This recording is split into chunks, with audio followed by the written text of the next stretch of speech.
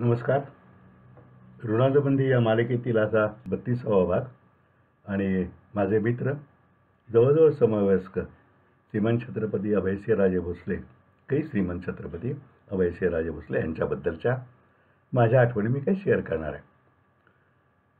अभयसिंहराजे ज्यांना आम्ही भाऊसाहेब म्हणायचो आणि सातारा त्यांच्या जवळ असलेले सगळेच भाऊसाहेब म्हणायचे, घरातही त्यांना भाऊसाहेब म्हणायचे. ते माझ्या मागे शाळेत 1 वर्ष होते. मी 1959चा SSC 11वी SSC होती तेव्हा, अभयसिंह 60ची SSC. पुढे मी BMCC कॉलेजला पुण्याला गेलो. अभयसिंह फर्ग्युसनमध्ये ॲडमिशन घेतली. तेव्हा आमची पुण्यात कधी गाठ क्वचित पडायची. खरं तर आम्ही त्यापूर्वी म्हणजे मी 11वीला असतानाच डिसेंबर 1958मध्ये आमच्या शाळेतर्फे दिल्लीला एक ट्रिप काढली. तेव्हा काहीतरी नवीन कन्सेशन आलं होतं आणि विद्यार्थ्यांना 80 रुपयामध्ये 21 दिवस दिल्ली, आग्रा, प्रयाग म्हणजे अलाहाबाद, जबलपूर अशी एक सहल अरेंज केली होती. आणि त्याला आमच्याबरोबर अभयसिंह आले होते. सर्व प्रवास थर्ड क्लासने धावत पळत व्हायचा. कुठल्या तरी शाळेत मुक्काम असायचा. पण तेव्हासुद्धा ते आमच्या सर्वसामान्य मुलांच्याच प्रमाणे वागत होते. आणि पुढं कॉलेज शिक्षण संपवून ते सातारला आले. घरी येऊन घरचा कारभार पाहायला लागले. त्यांचे थोरले बंधू श्रीमंत छत्रपती प्रासूय महाराज तेव्हा होतेच. अभयसिंहराजेही त्यांना काही शेतीमध्ये मदत करत असत आणि शेतीचा कारभार मुख्यतः बघत असत. पण आपलं साधं सरळ स्वभाव, कुणाच्या आध्यात नाही मध्यात नाही. शेती बघायची आणि संध्याकाळी प्रभातवास कंपनी म्हणून मुचौकाजवळ दुकान होतं, तिथं ते गप्पा मारत थांबायचे. आणि कधीकधी अरुण देवकुळे आमचा देवकुळे वॉच कंपनीचा तिथंही यायचे. तिथं त्यांची माझी अनेकदा गाठी पडायची, गप्पा व्हायच्या. अर्थात ते राजकारणात कधी जातील असं केव्हा कुणाला वाटत नव्हतं. पण जेव्हा आणीबाणी जाहीर झाली आणि 77 साली जनता दलाची स्थापना झाली तेव्हा साताऱ्यातनं त्यांना उभं राहायचा प्रस्ताव आला आणि जनता दलातर्फे ते विधानसभेला पहिल्यांदा उभे राहिले. अटीतटीच्या लढतीत ते यशस्वी झाले. अर्थात मी राजकारणाशी संबंधित असलो तरी राजकारणात नव्हतो. त्यामुळे कुठेतरी त्यांनी विचारलं, त्यांना थोडं पत्रक लिहून दे वगैरे, इथपर्यंतच मदत होती माझी. आणि निवडून आले. आणि त्यापुढं 77 ते 80 जनता दलामध्ये ते होते. आणि नंतर 80 साली ते राष्ट्रवादी काँग्रेसमध्ये गेले. आणि काँग्रेसमध्ये गेल्यानंतर ते त्यांच्याकडं पहिल्या प्रथमच गृहराज्यमंत्री पदाची जबाबदारी आली. आणि सगळीकडे सातारला आम्हाला मित्रांना सगळ्यांनाच आनंद झाला की आपला मित्र मंत्री झाला म्हणून. मधल्या काळामध्ये आमची मैत्री थोडी वाढली. ती सातारला ते आमदार झाल्यानंतर गाठीभेटी व्हायच्या. त्या काँग्रेसमध्ये त्यांना तिकीट मिळालं प्रवेश होऊन सुद्धा, ते अटीतटीनं मिळालं. त्याला मी थोडासा कारणीभूत म्हटलं तर आहे, म्हटलं तर नाही. कारण त्यात आपला कोण उमेदवार द्यायचं असं काँग्रेसची जेव्हा मीटिंग सातारला होती तेव्हा मला खरं म्हणजे चुकून कसं काय आमंत्रण आलं माहीत नाही, पण मी गेलो त्याला. आणि तेव्हा आणखीन एका उमेदवारांची चर्चा आली. पूर्वी सातारचे आमदार असले जगताप, DS जगताप साहेब, दादासाहेब जगताप. आणि मग ते होतं तर ते मूळ कराडचे ना. तर मी असं म्हणजे सगळी ज्येष्ठ मंडळी होती, पण मला म्हणले काय कसं आहे, तुला काय वाटतंय रे? तर मी आपलं उठून सांगितलं की आता बाहेरचा नको ना, सातारचा उमेदवार आहे तर अभयसिंहनं उमेदवारी द्यावी. माझ्या म्हणण्यामुळं झालं असं बिलकुल माझा दावा नाही, पण त्यांना उमेदवारी मिळाली, ते निवडून आले आणि गृहराज्यमंत्री झाले. आणि त्यानंतर कोकणामध्ये एकदा तेव्हा असं महापूर, निसर्ग वादळ आत्ता झालं तसाच एक महापूर आला. मला वाटतं 1981 वगैरे साल असेल. मग तेव्हा ऐक्यचे सुरेश पळीणकरी माझे मित्र. तर मी सुरेशला म्हणलं की सुरेश, आपण ऐक्यतर्फे इतर पेपर जर गोळा करतात तर आपण कोकणवासियांना ऐक्यतर्फे मदत निधी करूया. आणि मग त्यांनी आव्हान पेपरमध्ये केलं आणि जवळजवळ 40,000 रुपये जमले. तर ते कोकणवासियांना कुणाला द्यायचे? तर तिथे एक आमच्या मित्राचे मित्र कोकणामध्ये शिक्षक होते, त्यांना आम्ही विचारलं. ते कामही सामाजिक करायचे, संघाचे होते. आणि मग त्यांनी 3-4 संस्था आम्हाला सुचवल्या. म्हणजे काही देवरुखची होती एक, नंतर एक रत्नागिरीची, एक सावंतवाडीची अशा. आणि मग त्यांना ती प्रत्येक संस्थेला 4 संस्थांना 10,000 रुपये द्यायचे असं आम्ही ठरवलं. आणि मग ते कसे द्यायचे? तर आपला मंत्री मित्र आहे. म्हणून अभयसाहेब म्हटलं, तुम्ही येणार का भाऊसाहेब? हो म्हणले, नक्की येतो. मग सगळ्यांची चर्चा करून म्हणजे त्या शाळांची वगैरे आमची तारीख ठरली. आणि मग अभयसाहेब म्हणलं, आपण या, तुम्ही आपण जाऊया. तर ते म्हणले, नाही मला आज येणं येणं शक्य नाही त्या दिवशी, कारण त्या दिवशी इंदिरा गांधीची मुंबईत सभा आहे. म्हणजे आम्ही ज्या दिवशी निघायचं ठरवतो आदल्या दिवशी त्या दिवशी. तर म्हणून मग कसं काय करायचं? तर आमचं असं ठरलं की आम्ही चिपळूणला जाऊन थांबायचं, कारण संबंध कोकणपट्टीचाच होता ना, देवरुखपासून वगैरे असं. तर म्हणले मी तिथं येऊन तुम्हाला जॉईन होतो रात्री. सभा संध्याकाळी संपली की मी रात्री येतो. मग सुरेश आणि मी आम्ही गाडी करून चिपळूणला गेलो. इन्स्पेक्शन मला मुक्कामाला थांबलो आणि त्यात सांगितलं की मंत्री साहेब येणार आहेत. हो म्हणलं, आम्हाला निरोप आहे. निरोप, हा तो म्हणला आम्हाला निरोप काही नाही आहे, पण मला येणार आहेत ते. आणि आम्ही झोपलो की अभयसिंह रात्री येतील आणि सकाळी आपण दौरा सुरू करायचा, त्यामुळे सगळ्यांना कळवून ठेवलं होतं. आम्ही सकाळी उठलो, पण रात्री काही आपल्याला कोणी उठवलं नाही. म्हणजे काय भाऊसाहेब कुठं अडकले काय सभेत किंवा राजकारणात माहीत नाही. पण बघितलं तर बाहेर गाडीमध्येच, म्हणजे अगदी लाल दिवाळीची गाडी होती, त्या गाडीतच भाऊसाहेब म्हणले मी थांबलेले होते. मग त्यांनी आवरलं आपलं. म्हणलं, अहो भाऊसाहेब गाडीत का आम्हाला उठवायचं नाही? म्हणले, काय झालं, येईपर्यंत मला 3:30-4 झाले. मग आता कशाला उठवा, 2 तासाचा प्रश्न आहे. इतका साधा सरळ स्वभाव. मग आम्ही संबंध कोकण दौरा तो केला, त्या त्या ठिकाणी भेटी दिल्या. आणि आमची रक्कम काय फार मोठी नव्हती, ऐक्यचं नाव कोकणात फार नव्हतं. पण महाराज येत आहेत, सातारचे छत्रपती, त्या सगळ्या लोकांना इतका आनंद होता की शेवटचं आम्ही सावंतवाडीजवळ कुठेतरी नेमळे म्हणून गाव आहे, त्या गावाला आम्ही गेलो. बेत होता की संध्याकाळी 4ला तिथं पोचायचं. तर आम्ही पोचेपर्यंत जवळजवळ 5:30 वाजले. ते तर अख्खं गाव उभं होतं रस्त्यावरती आमच्या अभयसिंहांच्या स्वागताला. ते सगळं केलं आणि आम्ही कोल्हापूरला मुक्कामाला आलो. इन्स्पेक्टरला मुक्काम केला, रात्री जेवण बिवण केलं. आणखीन एक भाऊसाहेबांची गंमत होती, त्यांना सामिष जेवणाचा खूप आनंद घेत आहे, आम्ही नॉनव्हेज जेवणाचा. तर मला म्हणले, अरुणराव काय करणार तुम्ही आता? म्हणलं, आम्ही आमिषवाले आहे, म्हणजे शाकाहारी आहे. म्हणले, ठीक आहे ठीक आहे म्हणजे खानसाहेबाला सांगतो. असं थांबलो आम्ही, परत आलो. पण त्या सगळ्या दौऱ्यामध्ये हा गृहमंत्री राज्याचा आहे, पोलीस आहे, सगळे बंदोबस्ताला, याचा कुठलाही अहंभाव त्यांच्याकडे अजिबात नव्हता. आणि मग आमच्या संबंधात दिवसभर गप्पाच चालू होत्या. सातारला सहकारी साखर कारखाना त्यांना उभारायचा होता. शेंद्र्याजवळ ती जागाही घेतलेली होती. आणि मग तो कारखाना उभा करताना खूप मेहनत करावी लागली, खूप ठिकाणी जायला लागलं. कारखाना जेव्हा सुरू झाला तो चांगला चालायला लागला. आम्ही पहिल्या दुसऱ्या ते त्यासनं बॉयलर प्रदीपनला गेलो होतो. आणि मग आम्हालाही कौतुक वाटलं. भाऊसाहेबांचं आम्ही कौतुक केलं की बाबा तुम्ही, म्हणजे बरोबर आहे, आता तुम्ही कौतुक करताय, पण याकरता काय काय खस्ता खायला लागलं ते तुम्हाला माहीत नाही. दिल्लीला जाऊन, कारण तेव्हा मंत्री नव्हते ते, जेव्हा कारखान्याच्या परवानग्या वगैरे काढल्या तेव्हा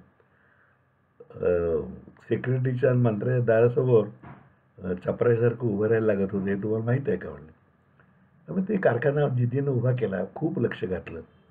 मी इतकं की कधी आम्ही कारखान्यावर गेलो त्यांना भेटायला, तर त्यांना ऊसाच्या गाड्या कुठल्या गाड्यात लावलेल्या आहेत आपण तेही माहीत असायचं.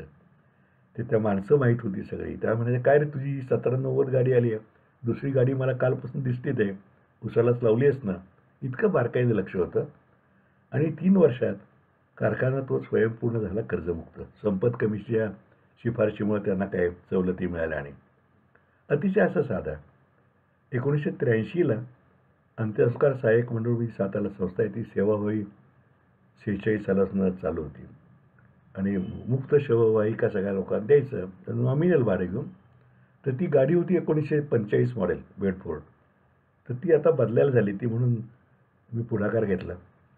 आणि नवीन तेव्हा टाटाची 1210 बस यायची, बस चॅसिस ती, आणि बॉडीचा असं मिळून 4-5 लाख रुपये पैसे गोळा करायचे. मग आम्ही सगळ्यांना आवाहन केलं आणि 5-5 हजार रुपये द्या असं, आणि बऱ्याच लोकांनी उत्तम प्रतिसाद दिला. मी, सुरेश पैणीरकर आणि किशोर नावंदर आम्ही त्यात खूप मेहनत केली आणि मिळाले पैसे. अभयसिंह तेव्हा मंत्री असल्यामुळे त्यांचंही सहकार्य खूप होतं. गाडी विकत घेताना, चीज घेताना त्याला जो टॅक्स पडतो, सेल्स टॅक्स, तेव्हा सेल्स टॅक्स होता, तो माफीचं सर्टिफिकेट घ्यायला लागतं, तर ते त्यांनी तिथनं मुंबईतनं आम्हाला आणून दिलं.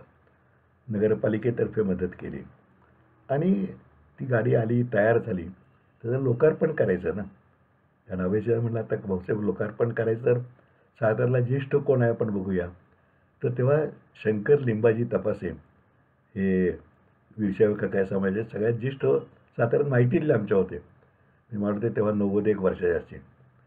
त्यांची मुलंही गोकुळदास वगैरे माझ्या माहितीचे आमचे पक्षकारी होते आणि आमच्या कुटुंबाचा आणि तपासे कुटुंबाचा संबंध होता चांगला. मग त्यांना विनंती केली, त्यांच्या हस्ते लोकार्पण ठरलं. आत्ता जिथं राजवाड्यासमोर DCC बँकेची शाखा आहे ना, तिथे तेव्हा मोकळं मैदान होतं. तिथे गाडी लावली, तर डेकोरेट वगैरे केली आणि त्यांच्या शंकर लिंबाजी तपासे यांच्या हस्ते आणि अभयसिंह यांच्या अध्यक्षतेखाली. त्यामुळे सकाळी तयारी झाली आमची 9 वाजता. तपास्यांना घेऊन त्यांची मुलं आली. अभयसिंह बंगल्यावरती. मग आमचे मित्र मधुसूदन म्हणला, अरे काका जाऊन जरा बघ त्यांना घेऊन सांग तरी या. ते म्हणलं, मी तयार बसलो, गाडी यायची वाट बघतोय. ती लाल दिव्याची गाडी यायला लागत ती काय म्हणतात DV कार म्हणतात. मग काका म्हणलं, आता काय करायचं बाबा, ते सगळे थांबलेत म्हणले. सर म्हणले, काका तुझ्या गाडीवर स्कूटरवर मागे बसून येतो.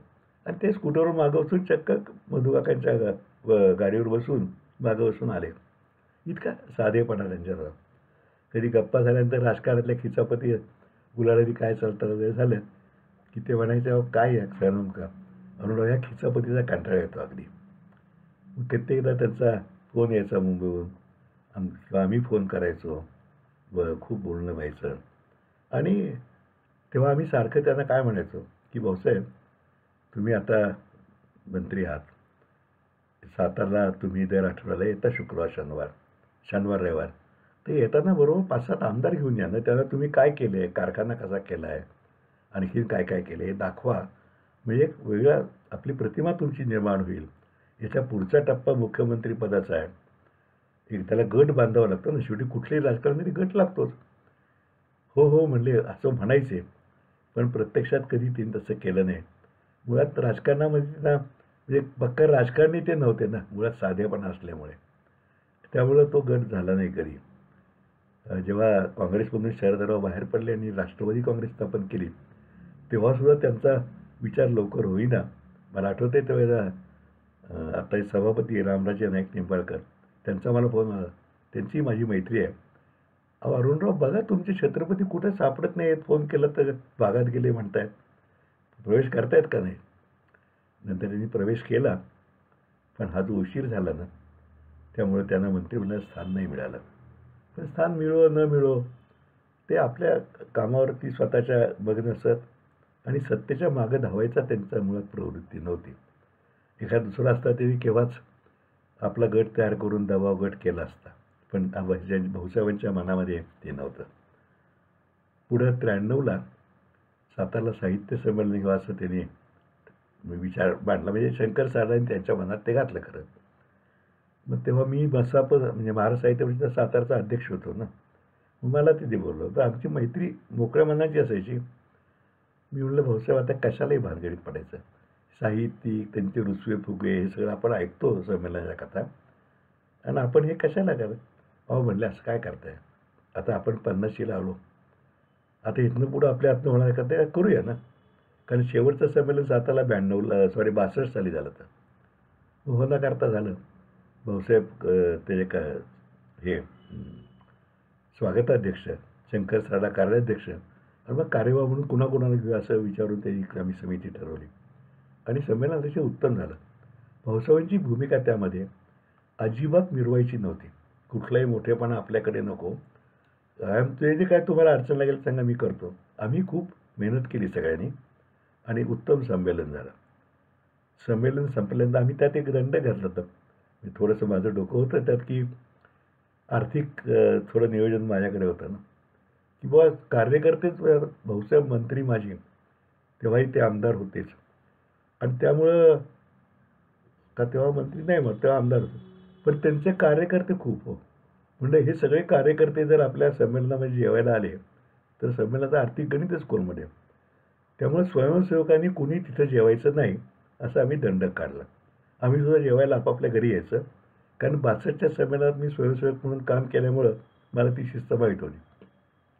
कार्यकर्ते चरफडायचे. आणि जेवायला सुद्धा नाही म्हणले, दिवसभर काम करतोय आम्ही, हे काय द्यायला बामणं डोकं आहे. पण झालं ते. तर त्यामुळे शिस्त लागली.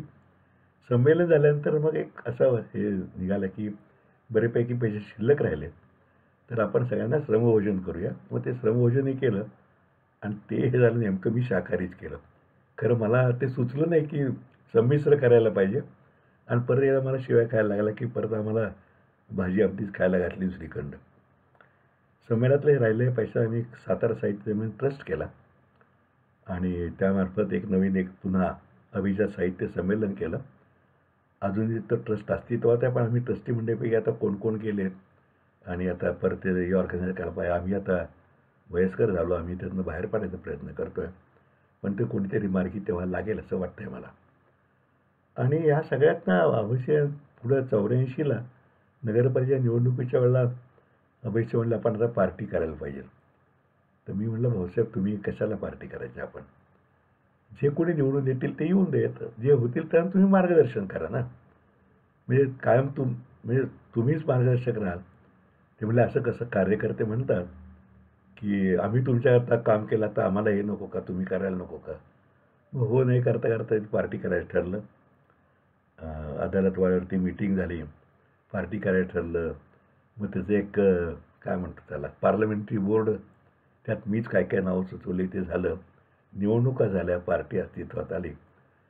नगराध्यक्ष म्हणून असं आमचं ठरलं होतं की बाहेरचा कोणीतरी नगराध्यक्ष असावा, पण शिवाजीराजे नगराध्यक्ष झाले.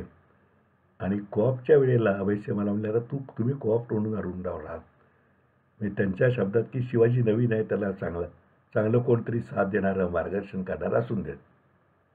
तर मी म्हणलं भाऊसाहेब मी या राजकारणात पडत नाही, तुम्ही मित्र म्हणून इथपर्यंत आलो, पण नाही म्हटले तुम्ही व्हायलाच पाहिजे असं करून आग्रह मी हो म्हटलं.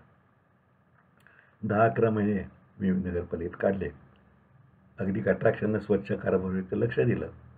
पण पुढं माझ्या लक्षात आलं की असं हे नाही चालत. नगरपालिका म्हणजे आपल्याला एकतर त्या मार्गाने जायला पाहिजे किंवा हे सगळं सहन करत गप्प बसायला पाहिजे, किंवा दुसरा मार्ग म्हणजे आपण बाहेर पडायला पाहिजे. मनात आल्यानंतर अभयसिंह सांगावं म्हणून गेलो आणि नेमकं ते बाहेर वॉचमनने सांगितले की भाऊसाहेब महाराज झोपलेत. ठीक आहे म्हणजे परत आलो. दुसऱ्या दिवशी सकाळी राजीनामा लिहिला. मध्ये म्युन्सिपल ॲक्ट काढून बघितला, राजीनामा लिहिला की त्या ॲक्टप्रमाणे राजीनामा बारनिशीला गेला की मंजूर. राजीनामा लिहिला, बारनिशीला दिला आमच्या ड्रायव्हरवर पाठवून आणि त्याला म्हणलं पोच घेऊन ये. मग त्या सगळ्या झेरॉक्स कॉपी काढल्या आणि सगळ्या मेंबर्सनाही पाठवून दिल्या. भाऊसाहेबांनी दिलं. भाऊसाहेबांचा फोन आला, भाऊसाहेब घरी चाले. असं काय केलं तुम्ही म्हणलं भाऊसाहेब अशाची परिस्थिती आहे. तर आता ह्यात बरं आपलं मित्र म्हणून राहूया ना. आणि खरोखरी तिथपासून अवश्य जाईपर्यंत आम्ही कायम मित्रच राहिलो. कायम कुठल्याही कामामध्ये बरोबर, कायम सहाय्य आणि कायम गप्पा. आणि अभयसिंहांचं वैशिष्ट्य अतिशय निर्व्यसनी होते ते. म्हणजे एकतर नॉनव्हेज खाण्याचे हौस म्हणा, ते व्यसन नाही पण ते हौस. पण ते सोडलं तर सिगरेट, तंबाखू, दारू काही नाही. आणि असं असताना त्यांना पॅन्क्रियाटिस झाला एक. साताला ते थोडे पोट दुखायला लागलं म्हणून हॉस्पिटलमध्ये ॲडमिट, माझ्या धाकट्या भावाच्याच हॉस्पिटलमध्ये ॲडमिट झाले. कारण धाकट्या भावाचंही त्यांच्यावर खूप श्रद्धा होती. आणि ते अभयसिंह मला म्हणायच नेहमी, अरुणराव तुम्ही आमचे मित्र आहे, पण अच्युतराव आमचे कार्यकर्ते आहेत बरं का. म्हटलं बरोबर आहे, ते कार्यकर्ते, आम्ही कार्यकर्ते नाही आहे, आम्ही फार तर तुमचे सल्लागार म्हणा किंवा मित्र म्हणा. त्याच्याकडे ॲडमिट झाले आणि पण तरी काही ते थांबेना. मग असं त्यांना शंका आली म्हणून पुण्याला ॲडमिट केलं, हलवलं आणि पुण्यात त्यांचं निधन झालं. तसं अकाली निधन झालं. म्हणजे जाण्याचं वय नव्हतं. आणि बरं काहीही व्यसन नसताना पॅन्क्रियाटिस म्हणजे सहसा असं म्हणतात की अतिमद्य सेवनामुळे होणारा विकार आहे, पण त्यातही काही वेगळे प्रकार वैद्यकीय शास्त्राप्रमाणे आहेत म्हणे. आणि अकाली आमचा हा मित्र गेला. पण मला समाधान एकच आहे की असे नगरपालिकेमध्ये किंवा कित्येक वेळा असंही व्हायचं ना की एखादी गोष्ट त्यांनी काही केली आणि ती आम्हाला खटकली, तर मी जाऊन सांगायचं भाऊसाहेब तुमचं वागणं बरोबर नाही. एकदा एका विरोधी कार्यकर्त्याच्या घराचं अतिक्रमण म्हणून पाडायला त्यांनी हुकूम दिला. हुकूम म्हणजे नगरपालिकेत सांगितलं म्हणजे ते काम करतात. तर मी गेलो, म्हणलं भाऊसाहेब बरोबर नाही. ते कार्यकर्ते जरी तुमच्या विरुद्ध असले तरीसुद्धा ज्येष्ठ आहेत आणि त्यांचं घर पडून आपल्याला काय मिळणार आहे. ते ना पटायचं. हो हो ते चुकलंच म्हणले काय थांबा थांबा मी लगेच फोन करून ते थांबायला सांगितलं. असे अनेक किस्से आहेत आणि निर्मळ मनाचे स्वभाव होता. त्याच्या जाण्यामुळं एक वेगळी पोकळी निर्माण झाली. सातारकरांनाही पोकळी निर्माण झाली आणि एकूण राजकारणामध्ये राहून सुद्धा अतिशय स्वच्छ कारभार म्हणजे कधी त्यांच्यावरती यंदा गृहराज्यमंत्री म्हणला किंवा गृहमंत्री म्हणला की कायम काहीतरी किटाळ चालूच असतं त्याच्यावरती. असं कुठलंही किटाळ गृहमंत्री असून सहकार मंत्री असून कधी त्यांनी आपल्यावरती येऊन दिलं नाही. कारण त्याचं वागणं स्वच्छ होतं. म्हणजे मला तर एकदा आठवते की ते सहकार एक छोटासा किस्सा सांगतो आठवण संपवतो. सांगलीला माझे मित्र आहेत अरुण दांडेकर, चळवळे आहेत माझ्यासारख्या. त्यांनी तिथे एक ब्राह्मण पतसंस्था काढायचं ठरवलं. तर ती प्रोसिजरला असं असतं की सहकार मंत्र्यांनी शिफारस केली ते लगेच रजिस्ट्रेशन होतं. मग त्याचा मला फोन आला की अरुण असं काम माझं तर अभयसिंह महाराजांची शिफारस मिळेल का? म्हणजे मिळेल, आपण जाऊन भेटूया की. पत्रक दूत घेऊन ये तयार करून. तो घेऊन आला. दुसऱ्या सकाळी मी गेलो सुरुचीवरती. भाऊसाहेबांच्याकडे आत गेलो. तो काय आवरण चाललं होतं. त्यावर बसलो की जरा सिगरेट पेटवली. बाहेर आले भाऊसाहेब. म्हणजे का हो? कारण त्यांच्याकडे सिगरेट होणारे आम्ही दोनच माणसं, मी आणि शिवाजीराव देसाई म्हणजे शंभूराजांचे वडील. काय म्हणले, झाले का सिगरेट पेटवून? हो म्हणत झाले. काय काम काढलं?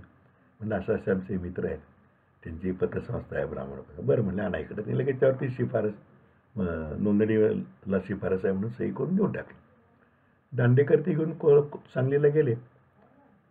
आणि नंतर माझ्या मनात विचार सुरू झाला, अरे ब्राह्मण नागरी सहकारी पतसंस्था आहे, त्याला उद्याला आमच्या या मित्रावर अभयसिंहच्यावरती काहीतरी बालन द्यायचं की ब्राह्मणांना जातीवाचक संस्थेला कशी परवानगी दिली. मग मी हळूच सहकारीतले जे DDR होते त्यांना फोन केला. म्हणलं असं असं आम्ही पत्र घेतलं आहे भाऊसाहेबांच्याकडनं, पण असं काय? हो म्हणजे आवाज नाही, मुस्लिम सहकारी पतसंस्था आहे, लिंगायत सहकारी पतसंस्था आहे, त्याला काय अडचण येत नाही. मग म्हणलं चला जीव भांड्यात पडला, आपल्यामुळं आपला मित्र अडचणीत यायला नको. असाच एक किस्सा आहे. सातारला एका चांगल्या संस्थेच्या संचालक मंडळावरती किरकोळ कारणावरनं औषध निरीक्षकांनी केस घातली आणि ते कोर्टात हेलपाटे मारून मोठी ज्येष्ठ मंडळी होती. मग ते असं कळलं मला की ते अधिकार मुख्यमंत्र्यांना आहेत. मग अभयसिंह भेटलो आम्ही. तेव्हा ते मंत्री होते. आणि भाऊसाहेब असं असं काम आहे, तर अर्ज घेऊन आम्ही मुंबईला येतो आणि तुम्ही तेवढं मुख्यमंत्र्यांची आमची गाठ घालून त्यांच्याकडनं. अरुणराव कशाला मुंबईला येते म्हणले, मी करतो ना, मी आहे की. त्यांनी पत्र घेतलं आणि तिसऱ्या दिवशी ह्या शुक्रवारी पुढच्या परत येताना ती परवानगी पत्र घेऊन आले की ह्या केसेस विड्रॉ कराव्या. बरं त्याचा कुठं गवगवा मी तुमच्याकरता काही केलं याचा मोठेपणा असं काही बिलकुल नाही. एनिवे तर असा मित्र आम्ही गमावला, अकाली गमावला. खरं तर आणखीन परिपक्वतेनं त्यांच्यात महाराष्ट्राचं नेतृत्व करायची सुद्धा क्षमता आली असती. आणि अरे मग सांगायला लागले की आणखीन काही काही आठवतं आहे.